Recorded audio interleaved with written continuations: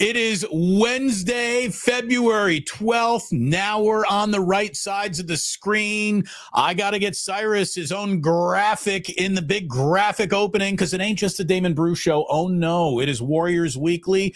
That's my brother Cyrus Satsis right there. And Cyrus. That's my brother Damon Bruce right there. Welcome, everybody. We got a pulse.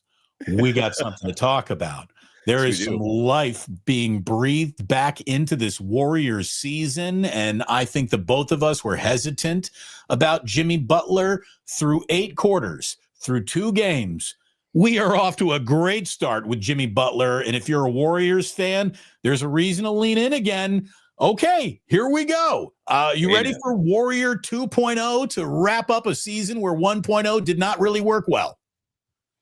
1.0 sucked. It did. It did. And look, and I don't know where 2.0 goes. I don't think it goes past the second round, but give me watchable. Give me something that's got some substance to it. And again, a win over the Chicago Bulls, I don't know what that means. Probably not much. A win over the Milwaukee Bucks with Middleton just traded and Giannis not in uniform, I don't know what that means. But there are some things that I like. Starting with this, Cyrus, for the first time in the Steve Kerr era, there's a player who knows where the free throw line is and how to get there. And that, I think, is just invaluable. There's nothing to add to that. Bravo. Yes, 100% with you. I mean, look, until Jimmy Butler got signed, Jonathan Kuminga led the Warriors in free throw attempts. That includes the Andrew Wiggins era. Wiggins was competent at doing that, but it wasn't consistent, which I think represented the entire issue with Andrew Wiggins. You did not know which version you were going to get on a night-by-night basis. That is a concern if you want to be a serious team in the NBA. Jimmy Butler is 6th in the NBA over the last 10 years in free throw attempts per game. That list represents all the greats. Yes, James Harden is on it, Joel Embiid is on it, and Jimmy Butler is on it. Those are free points. That helps your defense tremendously. Grossly underrated aspect of those free throw attempts. Even if Jimmy Butler is getting 15 attempts and only making half, wouldn't be a good look. But you're setting your defense up for an offense that is not burning you with transition, with fast breaks. You're giving your defense a chance to set up every time you have free throw attempts. It is a subtle yet vitally important aspect of success in the NBA, and Jimmy Butler bringing that, among many things, Damon, is a huge plus. It's buying just a little bit of chance to put your hands on your knees and rest a second. And for Draymond, for Steph, that's a good thing. Mm-hmm. Jimmy gives a little bit of a, baked into the game free throw timeout where these guys can get a breath. Yes. It's free points. It's there. And, as Steph pointed out very early on here in this, Jimmy Butler is now married to the Golden State Warriors. They're opposite players, Cyrus. One guy is not looking to play on the perimeter. One guy is not looking for a jump shot. One guy is mercilessly attacking the rim, trying to get to the free throw line. Yep. And Curry is the opposite of that. He's mercilessly attacking you from the perimeter. They're both making good decisions with the basketball. When Curry's not turning it over, there's usually a good decision. They fit. And this is the old opposites attract. And I thought that the Warriors' big problem was some redundancy. There's just too many dudes trying to shoot long-distance shots over and over. This is what drove me nuts about Andrew Wiggins. Like, Wiggins, you're not a good enough three-point shooter to be shooting all these three-point shots. Get to the rim. No one is ever going to have to tell Jimmy Butler, hey, man, fewer three-point shots, attack the rim. It's his instinct. That's how he plays. Yes, sir. And he controls the pace of the game, which is a subtle yet very important aspect of a truly great NBA player. I feel like that's the level, that's the step that Andrew Wiggins never took, is realizing that you do have the talent to be a pace setter in the NBA, but he never took advantage of it. I don't know if he even cared. Who knows what the reasoning, but regardless, Jimmy Butler dictates the pace of an NBA game. He makes you play at his speed. Only a handful of NBA players do that. And the fact that the Warriors now have 2 of those guys, Matt Owen, brother. Yeah. And again, somebody to focus on other than Steph. Oh, yeah. Has a little bit of an easier night. If he doesn't have to work nearly as hard to get his shot off with 5 guys guarding him because only 1 or 2 guys are guarding him, that's a better night for Steph. And Tim Kawakami's got some stats here I want to share with you in just a second. We got SG Sports Talk channel saying, currently subscribe to the both of you guys, your channels. I love showing all my love and support to you too. Let me just tell you, we feel it. Thank you. You are one of our most loyal, have been down with the Plus since the Plus started, guys out there. Cyrus, I'm glad that he's giving you the love that you deserve too. He also, Damon, he also comes on the show. I saved space for him. That is the great Chardal. When he shows up to the live chat, and especially if I invite guests on the show, which we do once or twice a week on Golden Days, dude, he kills it. He owns it. Like, I just step back and let the man cook. He's brilliant. Chardal, I love it. Well, dude, the next time I go with like a sports phone Friday and we're taking some video calls, I hope to hear from you. Yes. San Bruno Mike, you want to talk about down from day one, motherfuckers? Dude, San Bruno Mike has been the man supporting me. He was at the very first Plus Mania. He's still here today. He's like, I've heard of this concept of free throws. Yes. I've never seen it. Yes. On a consistent basis. And look, styles make fights. And the fighting style of Steph Curry, nor Klay Thompson, nor Andrew Wiggins, nor Draymond Green, nor Kevon Looney, none of these guys had a style of basketball that got them to the free throw line. Jimmy Butler is like a whirling dervish of contact out there, so he gets it. Say that again? Well, that was brilliant. A whirling dervish of contact. Thank you very much. Feel free to go with it. That's yours. I'm giving that to you. I love it. This side changes the name of the channel to Golden Dervish. Whirling Golden Dervish. By the way, thanks to everyone for liking, for subscribing. Do it across both channels. I got to give love to my man Ike, who, of course, is just dropping the greatest sandwich in the world on you whenever you go to an Ike's. Hopefully you live around an Ike's. Hopefully there is one right around you or coming to you soon, because it is absolutely delicious. Get yourself to Ike's sandwiches. To our friends at the Dubliner. Damon, real fast. I want to give Ike's added love because claiming the best sandwich in a region as large as the Bay Area is a bold statement. They don't pay me a penny. I don't have a sandwich named after myself there, yet I will still say they have the best sandwich in the Bay Area, man. Ike's, bravo. It's delicious. And Damon, I can't give you enough love for the fact that, to me, there are 2 distinct honors you can receive on the planet. One is a bobblehead. You get a bobblehead of yourself. You've made it in this world. And the other is a sandwich named after you from Ike's. So, Damon, you're batting. Do you have a bobblehead? So I was going to say you're batting 1,000, but I don't know if you have a bobblehead. You're batting 500. You're still a major leaguer. So bravo. And Ike's is fantastic. No bobbleheads. I will not be eligible for the Bay Area Radio Hall of Fame. I've been thrown out of that circle. So the sandwich is all I got left. The sandwich is it. I got a marriage that works and a sandwich that's available. And that's what I got in my life. Did you really get thrown out of the Bay Area Radio Hall of Fame? Is that a true story? I'm not on the radio. That's interesting. At some point you're ineligible, right? The guy who's not on the radio is probably ineligible for that. I was on the track. How sad is that as like a finish line of accomplishment in your life? That's like going into the typewriter Hall of Fame. It's not. I think you're gonna sleep okay not being in it. I promise. Very comfortably, very comfortable sleep. Thanks to Ike's delicious sandwiches. Again, the Dubliner, that needs to be in the San Francisco Great Bar Hall of Fame, the Dubliner West Portal. Absolutely love those guys. And Cyrus, I know that you got some Dr. Rosanelli. Well, before we get to that, when is you said there was going to be an event coming up at the Dubliner? Did that pass, or is that coming up? We did a Super Bowl watch party at my friend's bar, the Halfway Club, another outstanding bar. But the Dubliner, we will be back to the Dubliner soon. I absolutely love that place. It's the best Guinness in the city, and I need Guinness in my life. Well, let me know when, because I'm a man of my word, and I promised you that if the Warriors actually do commit a trade, that I would come to your next event. So when you have that next event at the Dubliner, I will stick to my commitment and I will show up, man, because the Jimmy Butler trade is worthy of a celebratory affair. Hey, I'm telling you right now, the kids are in school. Jillian's on a business trip in Chicago. We can end this show right now and be at the Dubliner in an hour. Dude, Guinness for breakfast. Sign me up. It's a fulfilling, nutritious meal. You get your all 4 food groups are in it. Just sign me up. Let's go. I'm all in. I love it. I have some clients as well. Yes. So I want to give some love to Underdog Fantasy.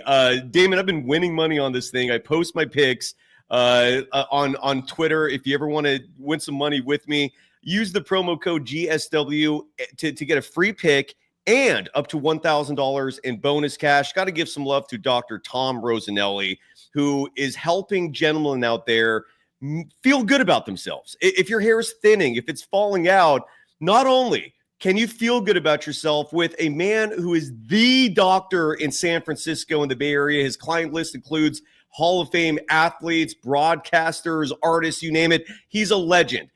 Visit Rosanelli.com, the website again, Rosanelli.com. Do not be a LeBron James of old. Be a LeBron James of new and look and feel good. And last but not least, BetOnline, the world's most trusted betting platform. The NBA season is in full swing. I know football drives betting.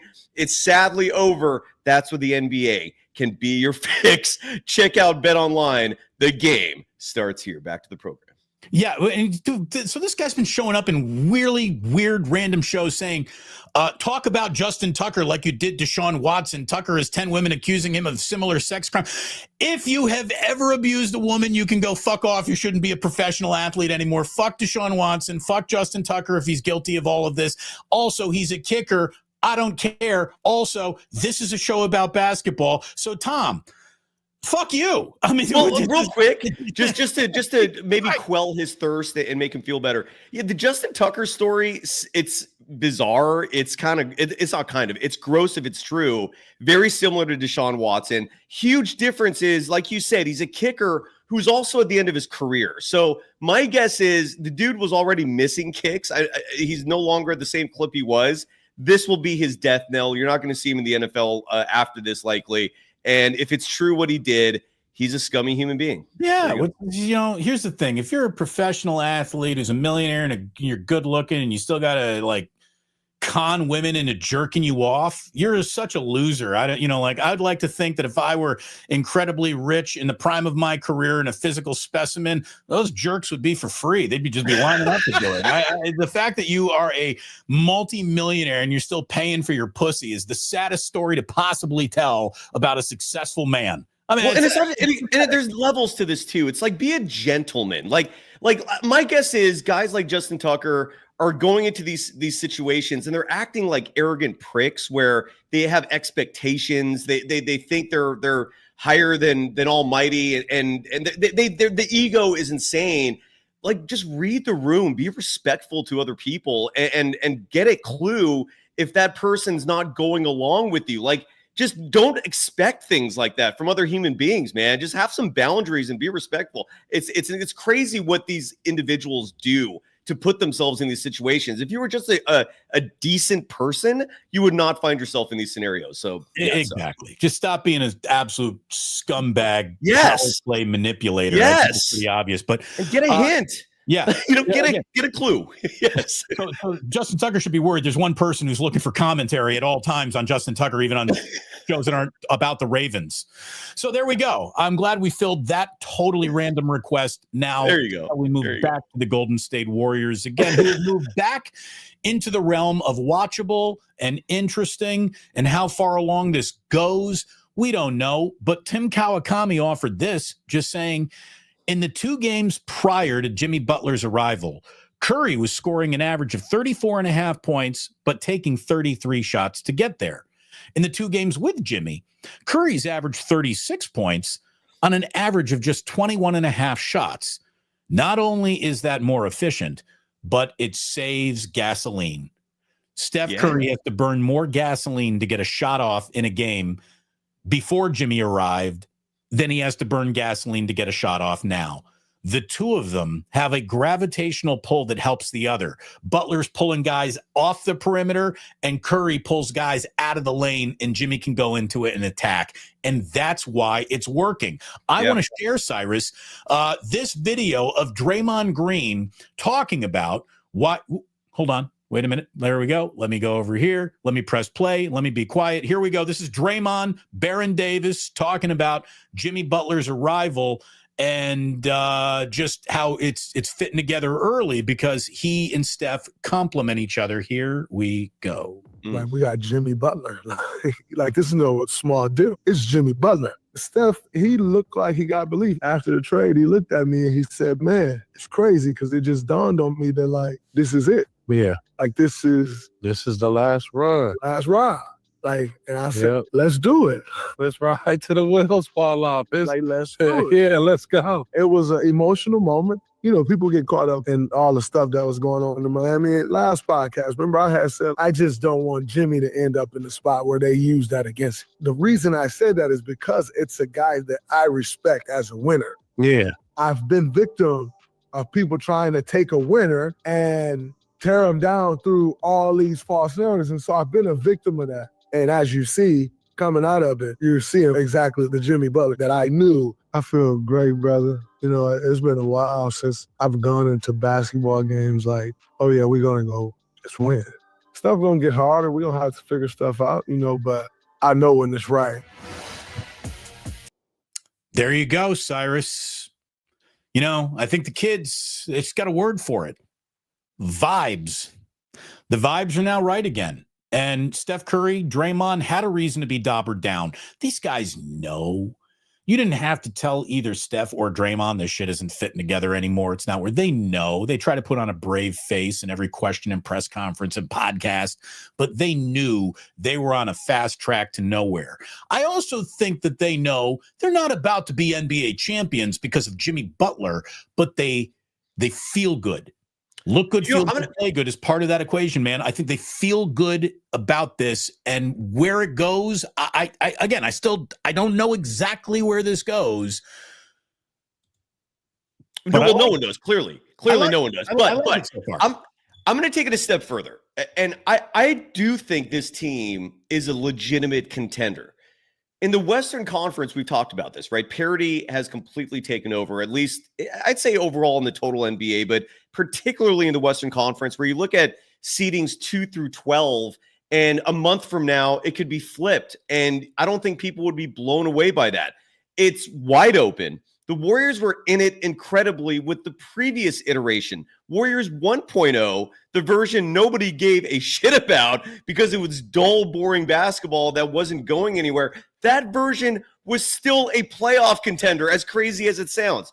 The Warriors, as currently constructed, with Jimmy Butler now on board, with the trade where a subtle yet huge part of this as well, Dennis Schroeder being off the roster because it's one less little hobbit-sized point guard that Steve Kerr had as a crutch that he's no longer going to, right? So we're not seeing we're not seeing 4-guard lineups. Now we're seeing 3-guard lineups. Well, look, the guy that they traded for the Dennis Schroeder that they never got. Yes, exactly. So much better before he joined the Warriors, and then he just regressed in every conceivable way, and it didn't work out. What I like is that they got off of it quickly. Oh, absolutely. Because there's no point in playing Dennis Schroeder in a singular minute ahead of Podziemski or Moody when he's playing like that. And they were compelled to play Schroeder. Now that's gone. Absolutely. And we could talk about it now or another show, but I do think the Dennis Schroeder trade was like the final straw for the front office going, all right, Steve, we've tried it your way for 2.5 years. We're going to go back to some common sense and some logic and reasoning with the decisions we make here. The Dennis Schroeder experiment was awful. My point is the Warriors, this new look Warriors team with Jimmy Butler, a superstar now added to the roster.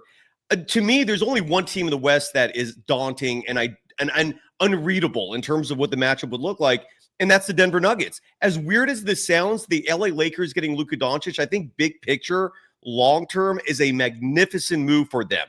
This season, the Lakers without AD suddenly makes them beatable in the eyes of the Warriors, right? It's all about matchups. There's one team to me that scares me for the Golden State Warriors, and that's the Denver Nuggets. And we're going to talk about the buyout market in just a second, because I don't know if that's where the answer is. I don't know if the Warriors already have the answer. They have a deep front court. They've got 3 centers that they could throw at Jokic throughout a game to set up Draymond to finish. But I really do believe the Warriors are in the hunt for a 5th championship for Steph, largely not so much because the Warriors themselves are suddenly this all-time great team. No. But in 2025, when you look at the NBA landscape, there's only a handful of teams who are contenders. Who's scaring the Warriors? The Thunder, a team that the Warriors already beat 2 out of 3 times, they almost beat a 3rd time. The Boston Celtics, who they split the season series with. Cleveland is daunting, yes. The Nuggets are daunting, yes. Those are the 2 teams that scare me, but I think the Warriors are in it, man. Your thoughts?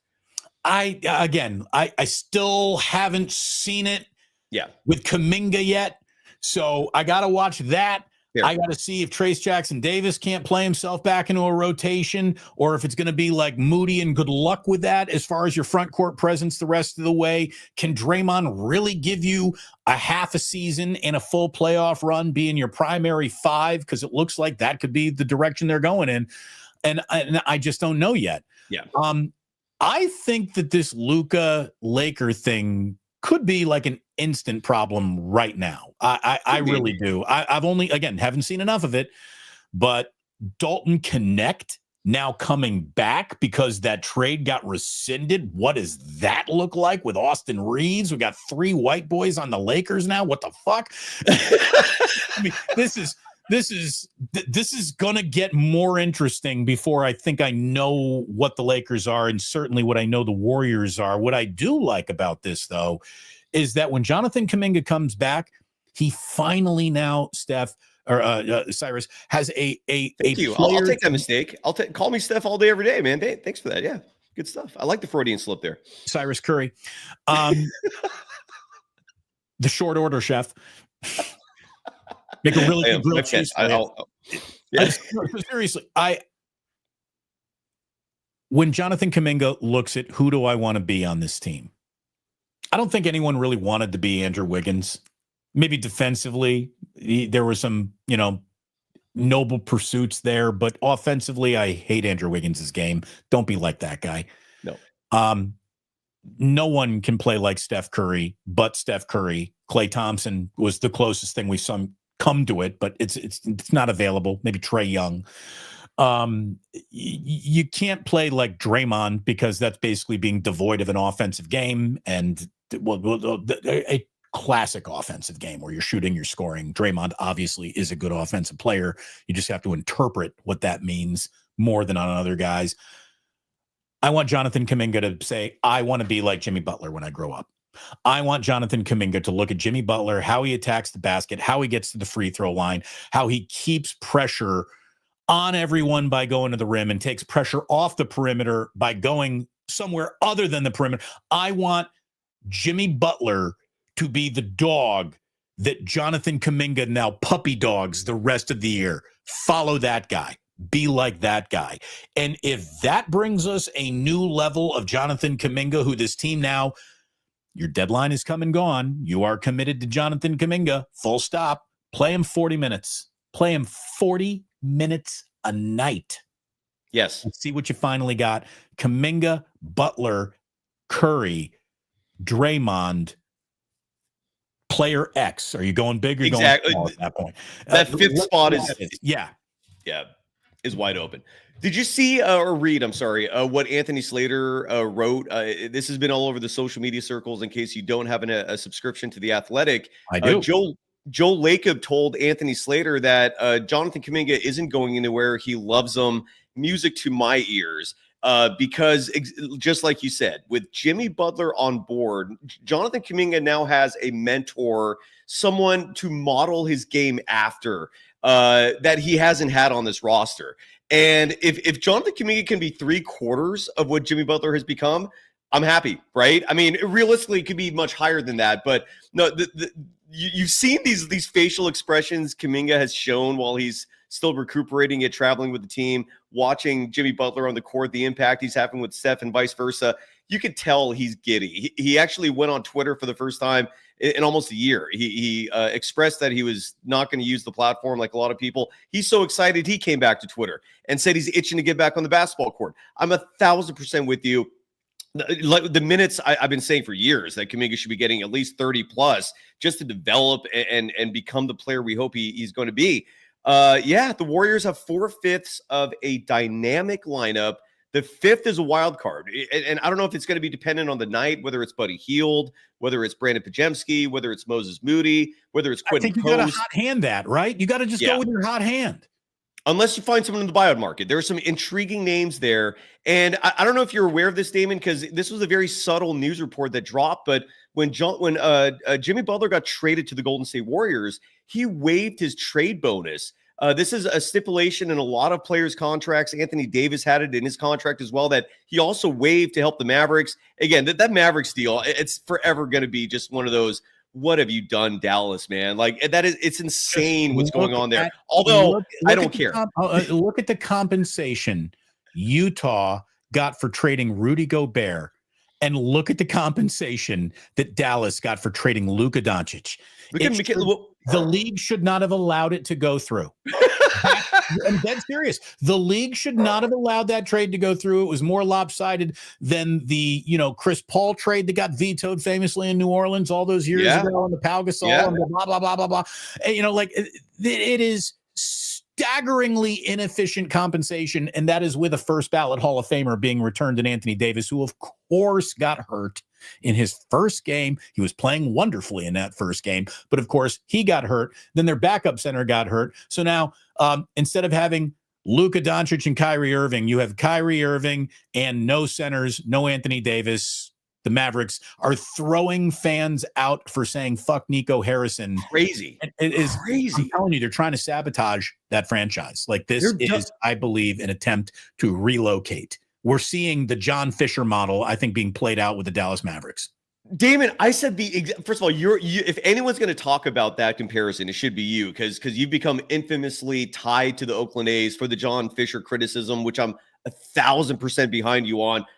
Just a disgrace of a human being, John Fisher. And the moment this Luka trade happened, I've been saying the exact same thing. My read on this was the Mavericks have new ownership in the Adelson family. This is not a group of individuals that are known for altruism, who are known for being thoughtful, compassionate members of their community. These are casino magnates who are very political, who are very egotistical, who are very strong, ardent supporters of the ruling class / working class dynamic in social structures. And they're also very aware they're in the ruling class. So when they see someone in the working class, which is how they view Luka Doncic, as someone who's not conditioning himself, who's not exuding the work ethic that they subjectively believe in their minds should be reality, they don't want to pay the guy $300+ million, and they just shipped his ass out. It was egregious, but that's the Adelson family for you. So if what you're saying is true,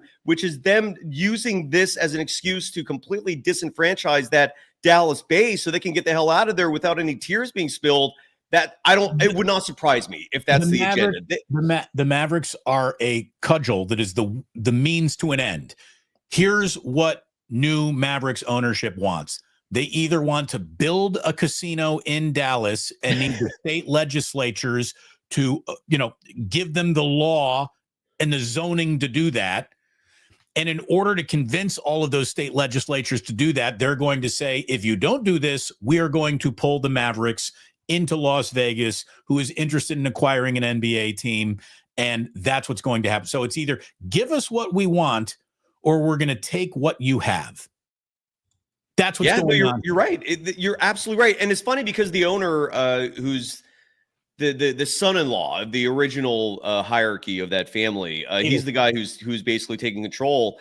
And he claims he's a hooper from young age. He also denies that agenda. He addressed it, that the team doesn't want to move.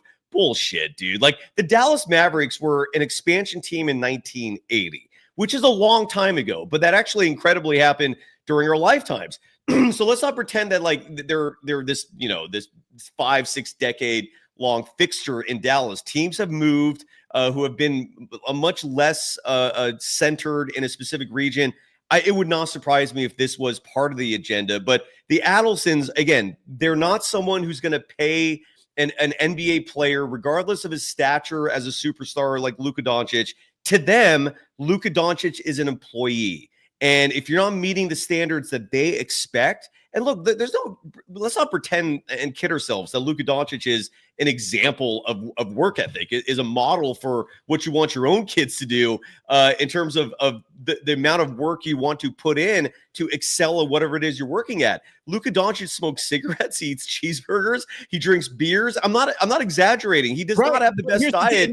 And the thing is, too, is he's got the third highest scoring average in the NBA and the second highest postseason scoring average behind only Michael Jordan. He is 30, 10, and 10, rolling out of bed with a cigarette, eating a crepe.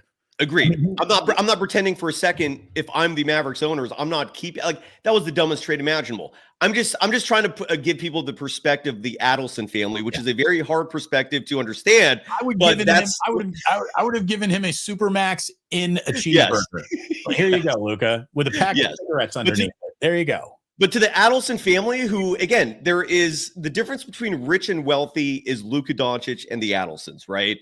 Luka Doncic is rich. The Adelsons are wealthy. And to the Adelsons, they look at Luka Doncic incredibly, as crazy as this may sound, as an employee, as one of their workers. And they looked at a worker who they were going to have to spend $300+ million on, and they were like, no.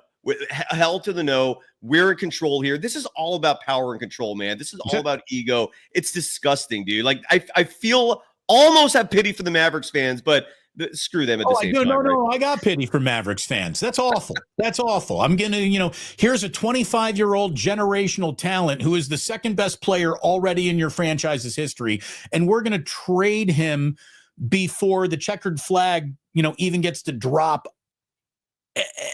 Did I say checkered flag? I meant green flag to start the race. Like you were just in the NBA Finals with this guy. Yeah. And you're trading him? The reigning Western Conference final champion. It's crazy. I'm not defending it. I'm just trying to give people an understanding of these John Fisher type owners, right? Who have exorbitant wealth, yet in their minds, they think they're better than you. It's a crazy mentality to have, and there's this sense of entitlement. So in John Fisher's case, for example, he feels he's entitled to local governments paying for stadiums and ballparks, right? Even though he's filthy rich. It's insane. It's absolutely it's first team all let them eat cake. That's what we're looking at here. By the way, very good point made here by Andrew Fortune, saying that TJD needs to learn how to shoot if he's going to stay in the NBA. Now, I'm the biggest Trayce Jackson-Davis fan you're going to find on the internet today. You're 100% right. Let me tell you right, here's the thing. Trayce is never going to be a shooter. What he has to do is learn how to finish.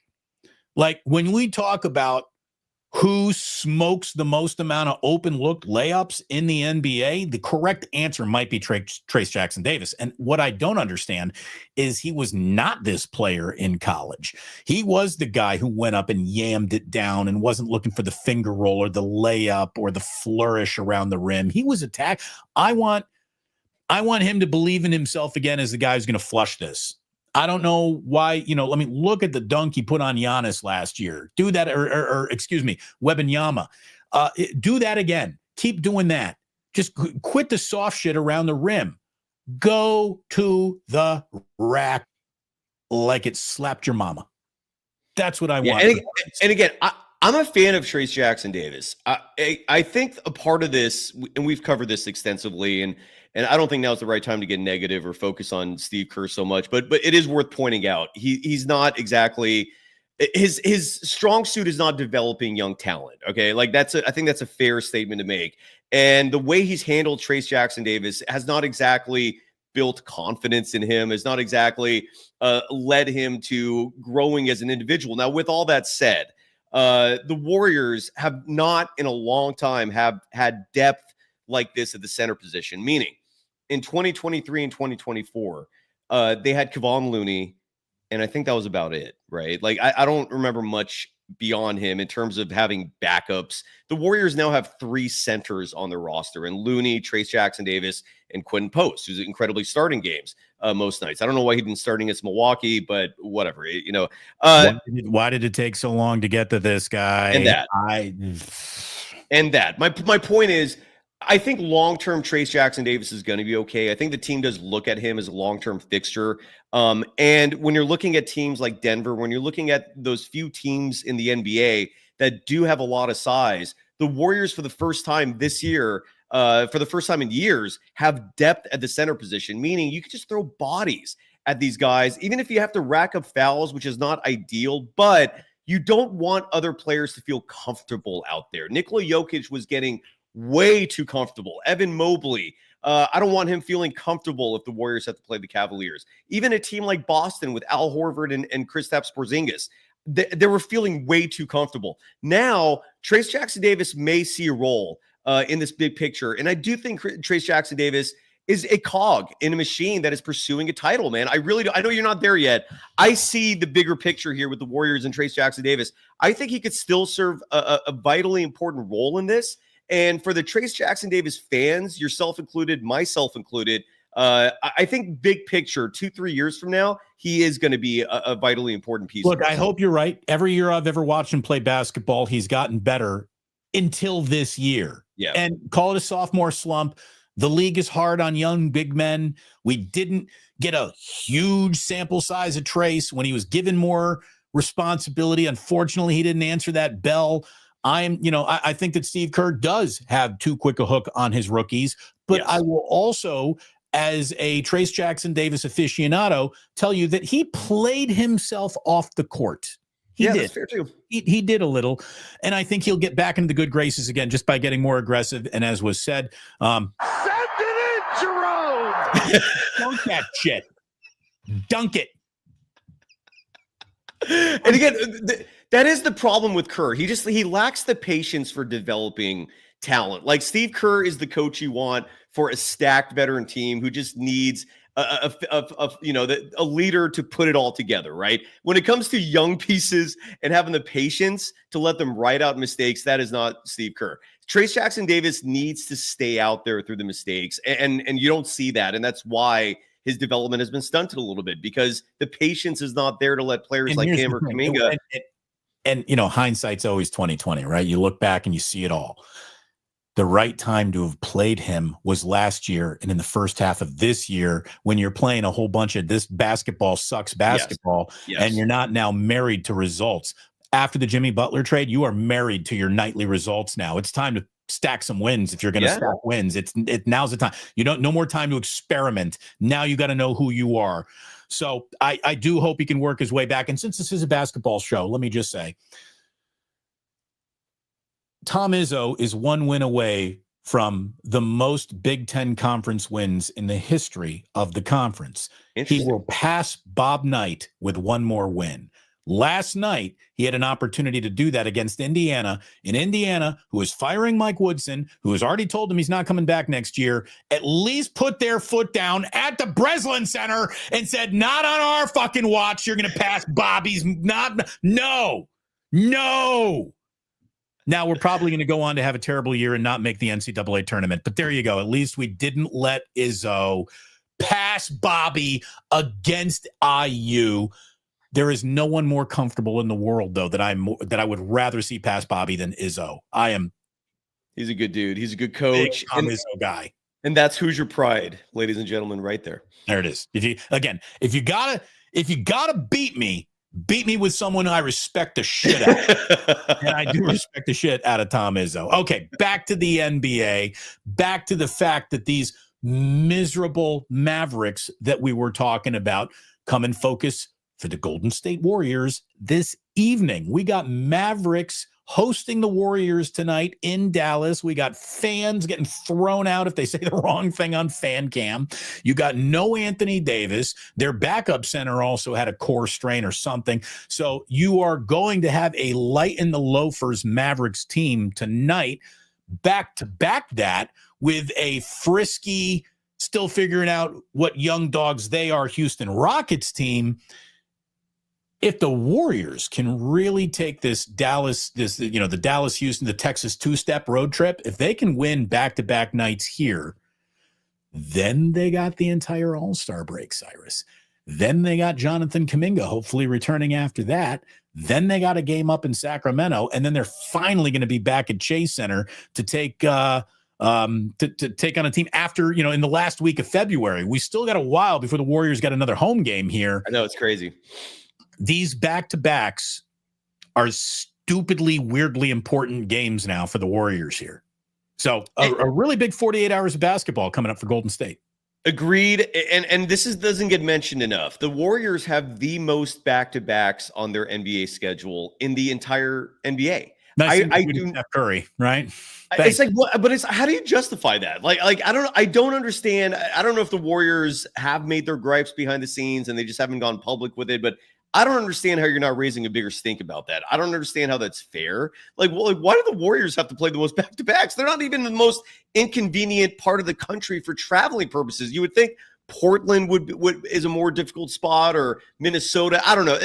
It's crazy to me. It's a grossly unfair disadvantage that the Warriors have to endure. But you're right. Now, another date that's very important. You mentioned the month of February and how the Warriors aren't actually going to be home for a long time. March 1st is the deadline for all waiver transactions to fly for postseason rosters. Buyout. And this is where the buyout market, again, the Warriors that I mentioned Jimmy Butler's and the trade buyout, right? He had a clause where he could have gotten a trade bonus, of $300-something thousand. Anthony Davis waived his going to Dallas, and Jimmy Butler did the same for the Warriors, which was a huge a gesture that he didn't have to do, and it gives the Warriors flexibility in terms of those two open roster spots, and then being able to offer. It was so nice of Jimmy to create a situation where he can be paid $120 million over 2 years. Thank you for your charity work, Jimmy. But no, you're fair. Right. Yeah, what you say is fair, but he didn't have to, right? I mean, it was he could have easily just said no. Like, I'm not going to give him a trade bonus. You deal with the ramifications. And the Warriors could have dealt with that. Like, there was a situation where they could have survived that. They would have just had to offer 10-day contracts, gone above and below the 14 roster minimum, which teams have 28 days of leeway where they can dip below that 14 number. So the Warriors could have made it. It would have been tricky. It would have been difficult. You would have seen Kevin Knox getting 10-day deals, Pat Spencer. With Jimmy Butler doing that subtle yet big gesture, now the Warriors can offer 2 guaranteed deals for the rest of the season.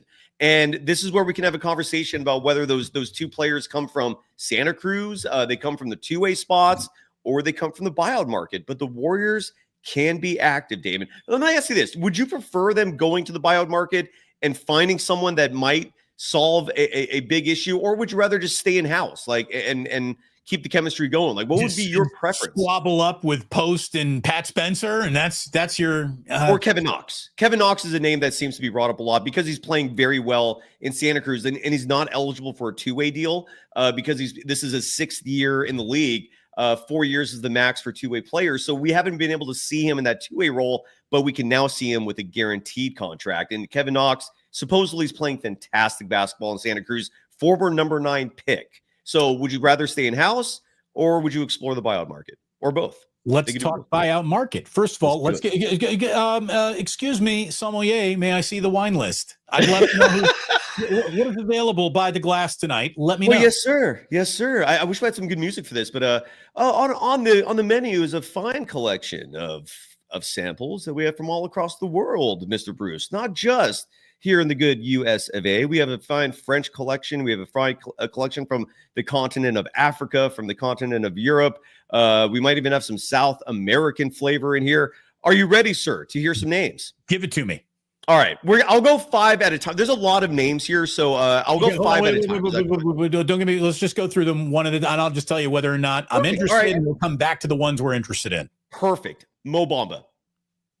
Maybe. Yeah. Okay. It's some size. It's some rebounds. Maybe. Sure. Defense as well. Bones Highland.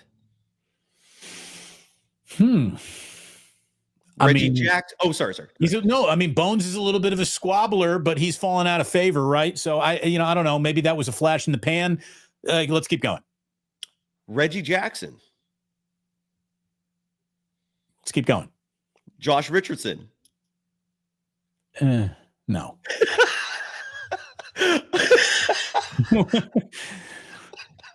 I just feel like me, I'm just imagining the San Francisco Chronicle headline: Josh Richardson, key piece to Warriors championship. No.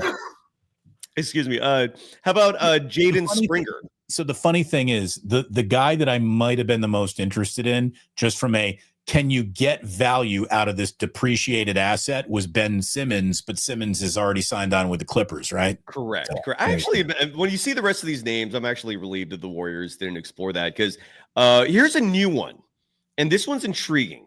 Christian Wood. Yeah. I mean, maybe I got memories of Christian Wood playing well against, bad Warriors centers, and he's not quite that good, but okay. Again, get me someone to play around the rim. I would like that. Now, these are names that are not available yet, but might be. Marvin Bagley III, former number 2 pick of the Kings. Yeah, no confidence. It's a full no confidence. By the way, the Kings, like talk about a story that just repeats itself over and over again, man. Marvin Bagley III. Remember, he got picked before Luka. Before he actually got traded for more than Luka too. So what are the Kings doing, man? What are the Kings doing? I don't think they're going to make the playoffs. They just traded De'Aaron Fox. They traded Tyrese Halliburton. What are you doing? Bojan Bogdanovic. Sure. Yeah. Okay. I think, and it's another shooter. So yeah. All right. Yeah. Okay. Yeah. I'd be interested. This is an intriguing one, and I really like this. I don't know if it's realistic or not. Seth Curry. No. Okay. No. Vasily Micic, if I pronounce that right. Just from a pronunciation standpoint, that can't happen. No. All right, I'm going to skip Patty Mills and Monty Morris just because I don't like those names. Cam Reddish. And I think there's maybe something to still be discovered in that guy, right? Like, I mean, right. He was a real prospect, and it obviously hasn't worked out. Maybe. Yeah, sure. I mean, Cam Reddish has got to be still he can't be 26 years old yet, right? He's young. I don't know his age. If I can see it right here, I'll tell. Oh yeah. Born 1999. He's 25. Exactly. So yeah, I would, okay. Okay. It's possible. And you could develop him. Yeah, you're right. That's an interesting. Now this one is, but we're talking about a guy who's giving you 3 and 2. I mean, he's not been comfortable anywhere on the court. I just had to look at his numbers. Okay. No on camera. Here's an ideal Steve Kerr center. PJ Tucker. PJ Tucker. PJ Tucker 3 years ago? Sure. PJ Tucker tonight? No. How crazy is it, by the way, that he signed a $33 million contract and played one of those years and then just sat around and played on his PS5? Congratulations to PJ Tucker for doing nothing for 2 years and making $23 million, 24, whatever it is. DeLon Wright and Cody Zeller. I'll give you. What's up? He's a John Wall all-star. Yeah, he is. Who got paid more to play less than John Wall? Allen Houston is one of the only other names I could think of. There's a few. Yeah, those guys did. For a minute there, Allen Houston was officially on team bad motherfucker. Like he was good. That's true. That's he did. I don't remember the PJ Tucker minute. Cody Zeller would give you size. What are your thoughts on that? I mean, let's just bring in all Indiana centers. Absolutely. Harris Muye-Zinovich still around. I mean, let's go. Yeah, sure. Any Hoosier, I'm always interested. All right. And these are the last but not least, but these are some big names. And I don't know if they're going to be available, but it is possible. They're on expiring deals. Chris Boucher of the Raptors, former Warrior. Oh, you mean like let's put the band back together? Let's undo some bad decisions from regimes past. That might be my favorite. If he's available, that's a big if. I don't know if Toronto. Let me see what kind of numbers are we getting out of Chris Boucher right now. Let me take a look. He's 10-4. He's 10-4. Okay, as a buyout guy for somebody who's 6'9", can play in your front court. He's long. Yeah. Okay. Maybe. Okay. But again, can we go back to Mo Bamba at that point? Like Chris Boucher, Mo Bamba. I think I'd rather have Mo Bamba. Let me look at Mo Bamba's numbers real quick. Mo Bamba's 4-4. Yeah, Boucher's a better player. Fuck it. Well, Chris Boucher is a better offensive player, no doubt. If you're going to choose between those two, is Malcolm Brogdon, does that move the needle at all for you? No, not really. But okay. But again, I got to look up dude's numbers. I don't have Malcolm's. Fair. This is one of my favorites, this next name, because I think if you sign him, Brogdon is 13-4. He's a solid veteran. I just don't think you need another point he's a guy who's going to come off the bench without ever raising an eyebrow. I could see him being a fit.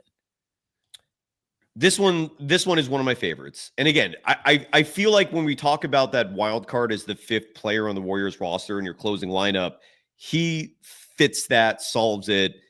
He's won teams titles in recent years. Bruce Brown is currently now on the New Orleans Pelicans.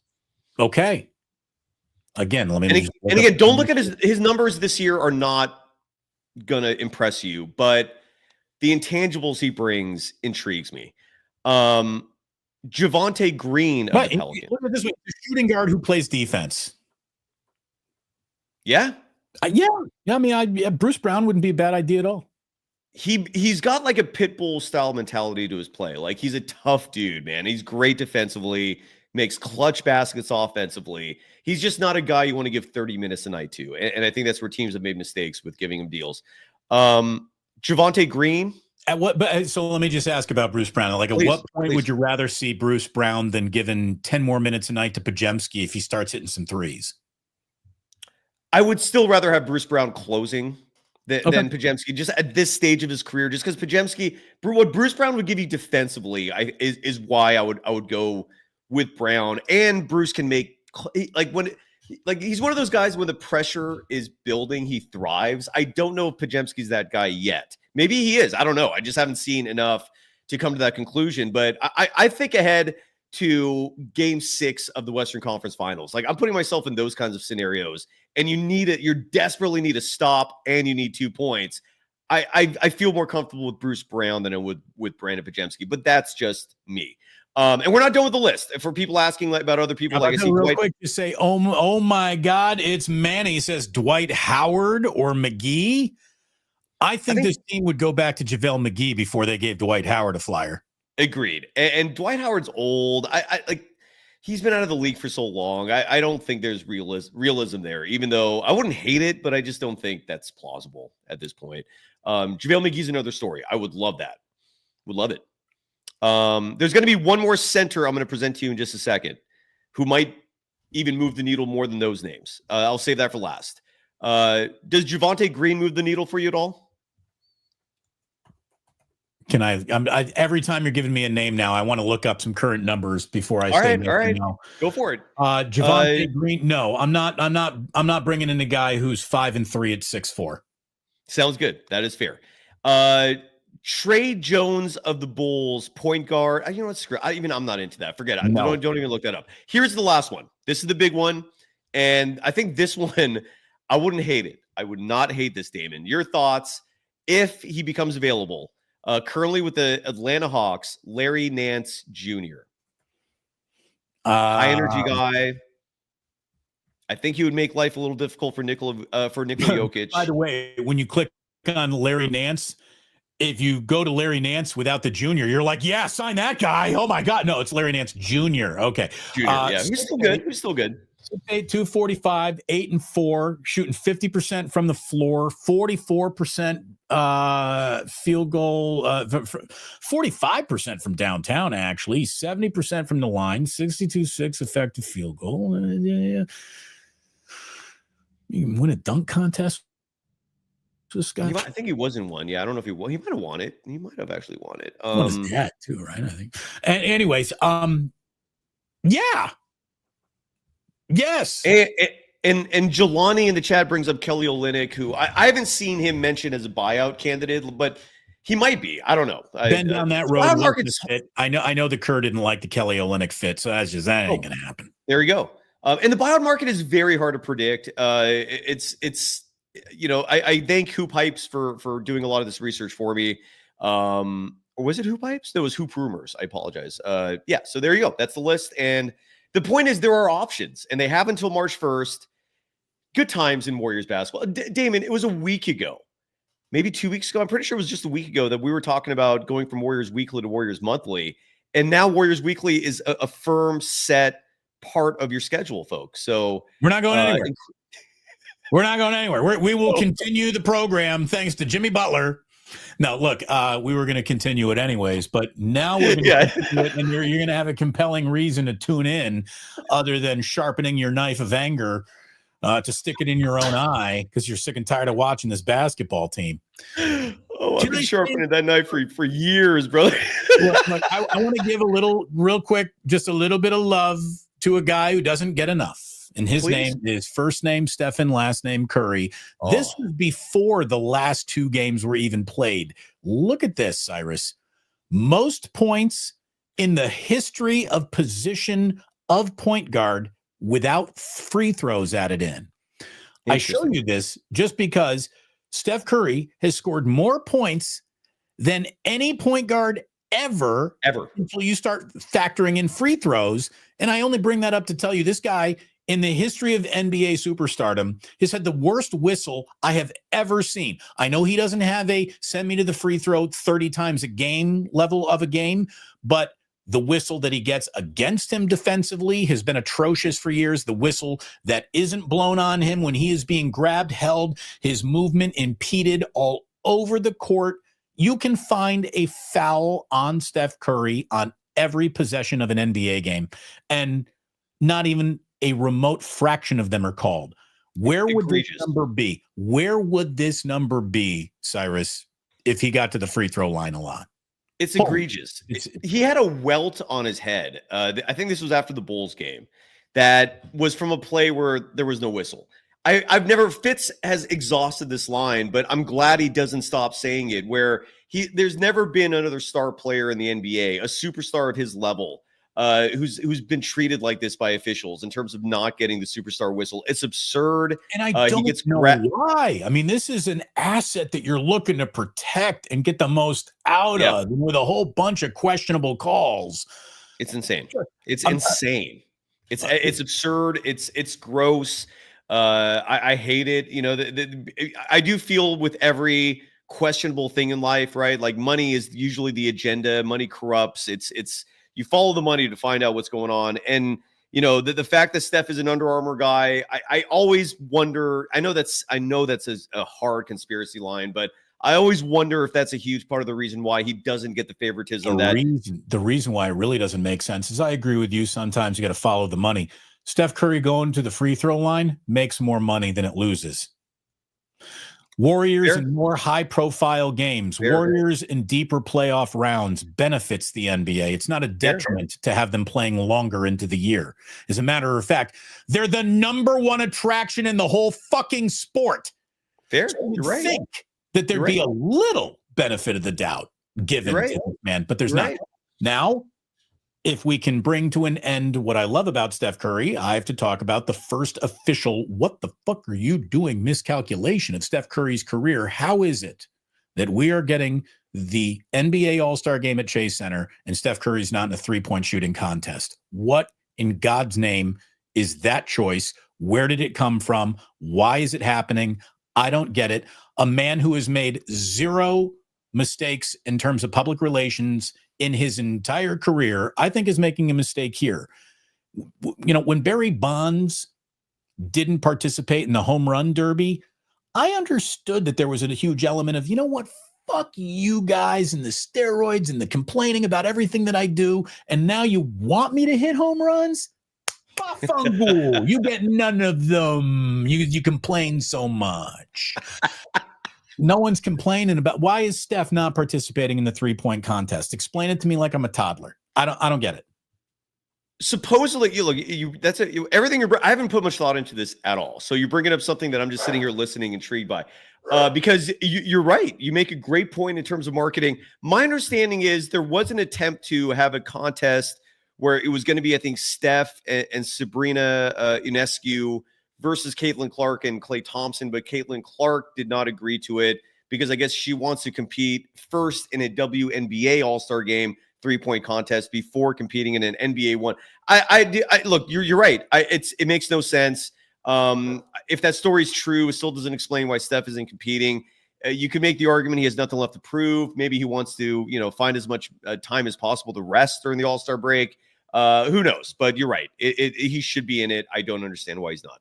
Steph Curry will shoot more 3-point shots today just in pregame shoot around than will be required to be shot during any 3-point contest. I just don't get it. And I can't believe that, Joe Lacob hasn't leaned over and said, you're making $60 million a year. What are you doing? So I'm going to say this, that the All-Star game is going to be in our backyard next weekend. No, this weekend. This weekend. No one gives a shit. The NBA is the All-Star game. I mean, if you gave me a free ticket to the All-Star game, I don't even think I'm going. I wouldn't even go. I wanted to go. Damage this league has done to its own brand in its All-Star game. It sucks. It sucks. Again, if players don't care about it, why should I? My only interest in it was networking. Like, I wanted to get numbers for future guests on a show. That was my only interest in it.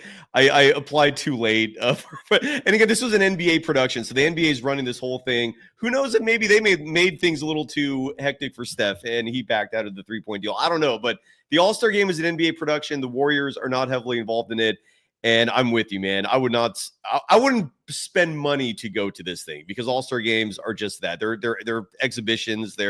I guess maybe the kids would like it, maybe not. I don't know. I am interested though in this new format.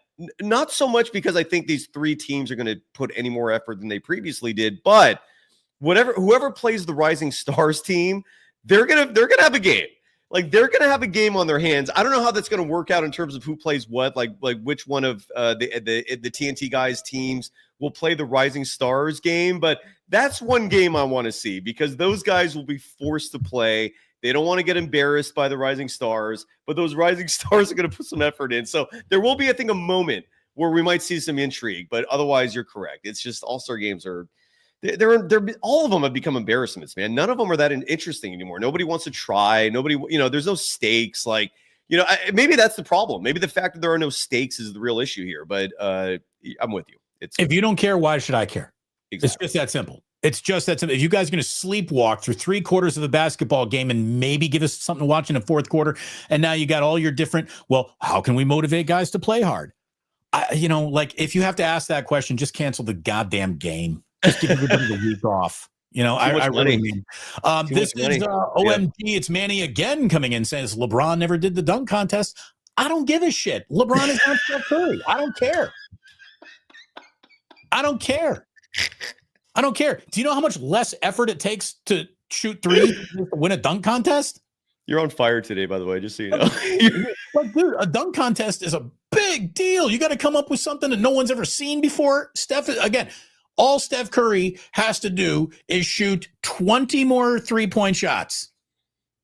That's it. No, 25. What is it? 25 on 5. You got 5 racks, 5 balls each. 5 times 5 is 25. Steph Curry's going to shoot 25 threes before he gets out of bed every morning.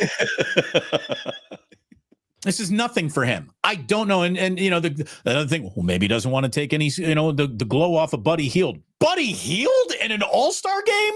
Why? Is Buddy competing? Is he one of the guys? Buddy's one of the shooters. Buddy's going to shoot. The guy who hasn't hit any threes all year long for the Warriors and is in the 3-point contest.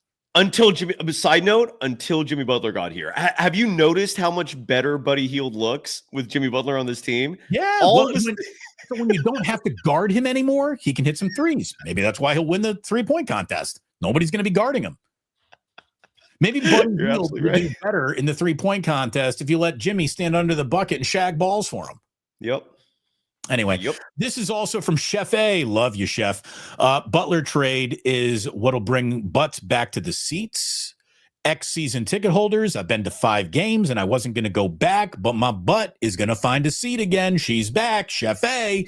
Chef A, season ticket holder. Why have you not been going to games booing this team? You should have been going to those games, making your voice heard, Chef A. But with that said, I'm happy you're happy. Yeah, look, I just can't believe Steph's not taking. I mean, I couldn't believe. Here's the thing: I couldn't believe that Barry Bonds wasn't in the home run contest. But then I would bring myself back to this guy's one of the fully most form-functioning assholes in the history of sports. So of course he's being stingy with what he can give to the people. Steph Curry is the opposite of that. Steph Curry wants to make everybody happy. He's a people pleaser. He is I love you. You love me. There is a reciprocal connection. And the fact that Steph isn't going to go out there and have all of Chase Center rooting so hard for him in the three-point contest. Adam Silver should step in and inject himself into this moment and say, Steph, we're going to kidnap 2 of your kids if you don't get in this Steph point where you don't see Cannon for a year, if you don't get in this 3-point contest. It's insane. It's insane. You can't explain it to me. You can't make it make sense. Even if Steph Curry says, well, my hamstring and shoot him from a fucking chair. Sit down. I watch you do like a soccer routine in your warm up and then shoot a three from behind the backboard 6 tunnels away. Like, dude, come on. This is just fucking around. I can't believe it. To me, it's gross miscalculation, and it is the only element of Steph Curry's entire career that made me say, you are fucking this up. Oh, you, Steph, you, Steph Curry, are fucking up the All-Star weekend. You are. You are the reason why this building was built. You are the reason why the All-Star game is back here. And you, the single greatest shooter of all time, aren't going to take place in a shooting contest in the gym that you built. I'm getting calls, Damon. It's Steph. Hey! He says he's going back to sleep. He doesn't care. Okay. Well, then in that case, why should I? Thanks everyone for watching today. Thanks. Like and subscribe all the way through. Anything left? You got anything left here? This game tonight is huge. His Warriors, Mavericks. Finger. Steph Curry's got a finger. He's got 9 other fingers. Is the finger on a shooting hand that you're talking about? Well, it's a thumb. He's had a thumb issue this year. But it's look, yeah. He doesn't care. He doesn't care. But look, the Warriors Mavericks tonight. That's a good game. I'm very intrigued. I'm particularly fascinated to see the Warriors in Dallas, where I don't even know if home court advantage will exist. I mean, those fans are so pissed turning off on their team in real time. Yes. So I'm really stoked to watch that. And Anthony Davis will not be playing. Every one of these games matter. The Warriors are currently 10th in the standings. A win tonight will leapfrog them over the Dallas Mavericks in the standings. So there are stakes. The Jimmy Butler experience, sign me up. If this is what it was like to watch Jimi Hendrix, I missed out clearly, but at least we got the basketball version. So I'm all in. I'm excited. I'm happy. Damon, you were on fire today. Hold on, wait a minute. So you're telling me so Steph Curry isn't so injured. He's playing tonight. I bet you Steph plays a back-to-back tomorrow. Then he's gonna have all these days I got off. another call. Hold on. Steph. He just went back to sleep. He just still doesn't care. Okay. All right. Okay, everybody. Enjoy Buddy Hield in the 3-point contest. In the meantime, thanks to everyone for watching. Cyrus, thank you as always. It's a real pleasure. Thanks to our sponsors. Like and subscribe to both channels if you would. And please do remember that sports don't build character. They reveal it. And like that, these 2 sexy bastards are gone.